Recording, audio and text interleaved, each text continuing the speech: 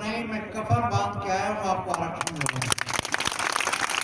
मेरे हाथों को मजबूत करो और मेरी यही एक ईश्वर से प्रार्थना है कि आप आगे बढ़ें, तरक्की करें, हिम्मत से काम लें और जब मैं आपको हिला दूं तो आप मुझे खड़े मिलना। इसी के साथ मैं आपसे विदा लेता हूं। 3 दिन का खाना।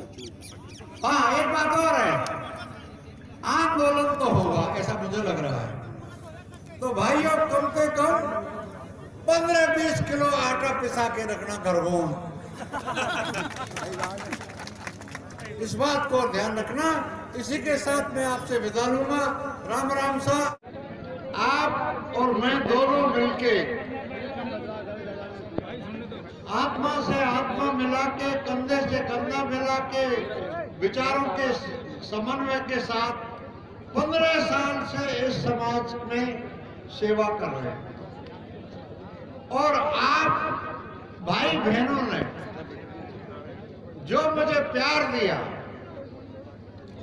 जो अपनत्व दिया, मैं उसका बहुत एहसानमंद हूं। मैं यही कहूंगा बहनों भाइयों कि यदि इस दुनिया में कहीं दोबारा जन्म होता है तो मुझे ऐसी बहादुर गुजरी की कोख से जन्म मिले और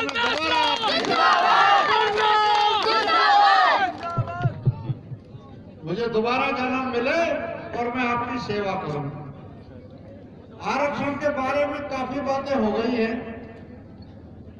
दिल्ली की सरकार ने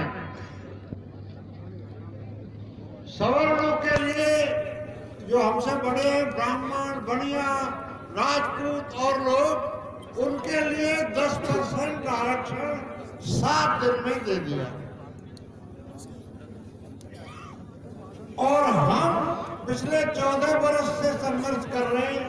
हमको 14 महीना मिला और फिर हाई कोर्ट ने उसको कैंसिल कर दिया। अब मैं आपके पास एक गुजारिश लेके आया हूं कि जब सवर्णों को 10% मिल सकता है तो हमको क्यों नहीं।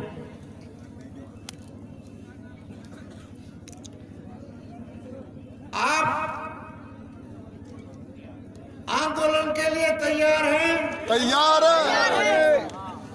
आज से चालू कर दिया गया। कर्नल तुम संघर्ष करो, कर्नल तुम संघर्ष करो।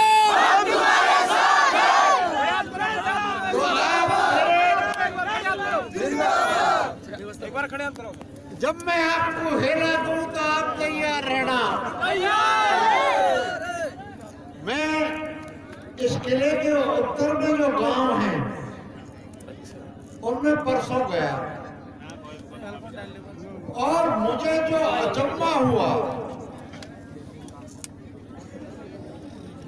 कि इन सारे गांव में पंचायत समिति के 3/4 हिस्से में एक भी सरकारी नौकर नहीं है। मैं आपको विश्वास दिलाता हूं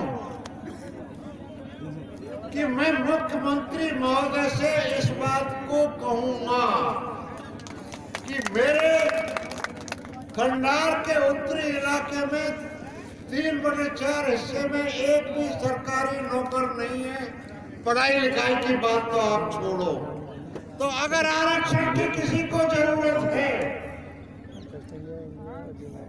तो खंडार जैसे इलाके को जरूरत है।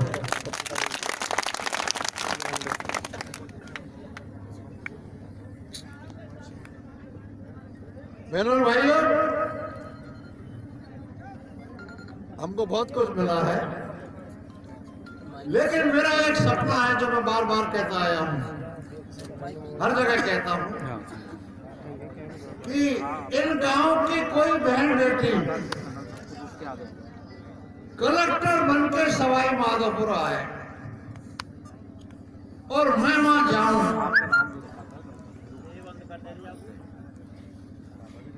वो लड़की या वो बहू बेटी जो कलेक्टर बन के आए सवाई माधोपुर में, अपने दफ्तर से आए और मेरी कार का दरवाजा खोले और मुझसे ये कहे कर्नल साहब मैं तालवेड़ा गांव की हूं वहाँ की बेटी हूँ और यहाँ की कलेक्टर हूँ। मेरे दफ्तर में एक कप चाय पी जाइए। बहनों और भाइयों, मैं आपसे आत्मा की बात कहता हूँ, मैं ये समझूंगा कि मुझे सबसे बड़ा पद मिल गया। और गुजरात, मेरे हाथों को मजबूत करो।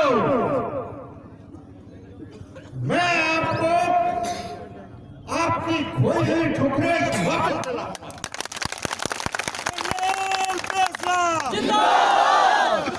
कर्नल तुम संघर्ष करो, हम तुम्हारे साथ हैं। कर्नल तुम संघर्ष करो, हम तुम्हारे साथ हैं। पढ़ाई लिखाई पे ध्यान दो। अभी मैं और बात नहीं करूंगा, केवल आरक्षण की बात करूंगा। यही एक बात जरूरी है। आप सब तैयार रहना। मैं आपको तो मैं कर्नल साहब को आपकी तरफ से ये एहसास दिलाना चाहता हूं कि कर्नल साहब केवल आपने साफा नहीं पहना है कफन का, हम सब। तीसरी और चौथी बात,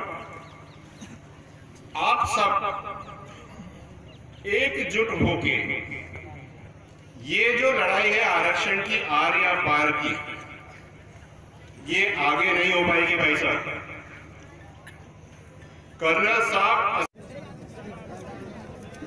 My idea is, which I want to tell you time and again, that I want my 5%, my backlog and creamy layer, 8 lakhs as it is in the center.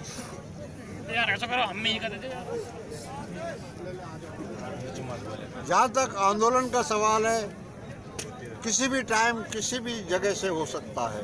सरकार को कब तक का समय दिया है सर? मैंने 20 दिन का दिया था, अब केवल 11 दिन बचे हैं।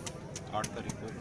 इन 11 दिन में सरकार हमें हमारा हक दे दे, नहीं तो आंदोलन होगा। जनता में कितना आक्रोश है यह आपने देख लिया, जनता किस कदर आई है यह आपने देख लिया, और जनता ने किस तरह मेरा साथ दिया यह भी आपने देख लिया। जनता को जागृत करना है और 5% के लिए तैयार करना है। यदि इन 11 दिनों में सरकार ने हमें आरक्षण नहीं दिया तो हम आंदोलन करेंगे। मैं आंदोलन के लिए जनता को जागृत कर रहा हूँ, गिरेगा ये और जनता तैयार है, जनता मांग रही है। यार ऐसा कहेगा यार, थोड़ी देर पीछे जाओ, थोड़े से यार भाई निक पीछे जाओ। मैं नाम गिनना शुरू करता हूँ जितने मेरे ध्यान में। शकुंतला रावत, कुछ नाम है ऐसा, है ना? सचिन पायलट, और कौन है? अशोक चांदना, और बताओ भाई साहब। हेम सिंह बढ़ाना, और